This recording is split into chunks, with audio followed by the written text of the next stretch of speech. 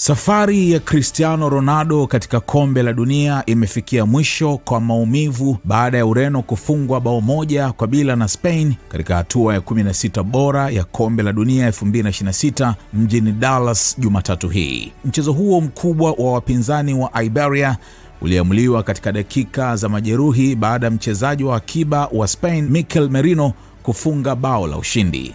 Kipindi cha kwanza kilikuwa na ushindani mkubwa huku timu zote mbili zikitengeneza nafasi.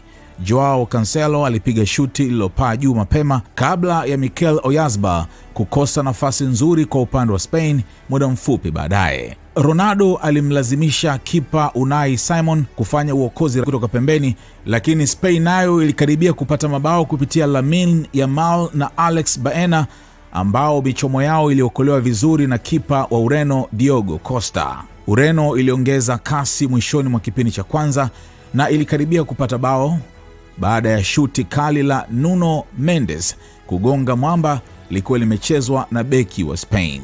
Kipindi cha pili kilikuwa na tahadhari zaidi huku nafasi za wazi zikiwa chache. Costa aliokoa mpira wa adhabu wa Yamal wakati Bruno Fernandes alipiga shuti lililoishia pembeni mwa nyavu kwa upande wa Ureno. Wakati wengi wakiamini mchezo ungeenda dakika za nyongeza, Ferran Torres alitoa pasi nzuri iliyomkuta Merino ambaye alipiga shuti la chini lililomshinda Costa na kuipeleka Spain robo fainali. Kilichouma zaidi ni kwamba bao hilo la Spain lilifungwa dakika ya 90 ya mchezo. Yaani tayari watu walikuwa wanajua kwamba hizi timu zinaingia katika extra time. Bernardo Silva alikaribia kusawazisha katika sekunde za mwisho, lakini kichwa chake kiliangukia juu ya nyavu. Ilikuwa bonge moja ya heda. Kipigo hicho kinahitimisha kwa uchungu safari ndefu ya Ronaldo kwenye kombe la dunia, huku Spain ikiendelea na ndoto ya kutoa ubingwa mwingine wa dunia. Sasa tuliona pale mwisho kabisa Ronaldo na wachezaji wengi walichelewa kutoka uwanjani wakizunguka kitafakari. Ronaldo alikuwa na huzuni na mwishoni hapa alikuwa na lia, na tulimuona Lamine Yamal alimfuata akamkumbatia kumpa pole, na alienda katika vyumba vya kubadilishia nguo akiwa na huzuni kubwa sana.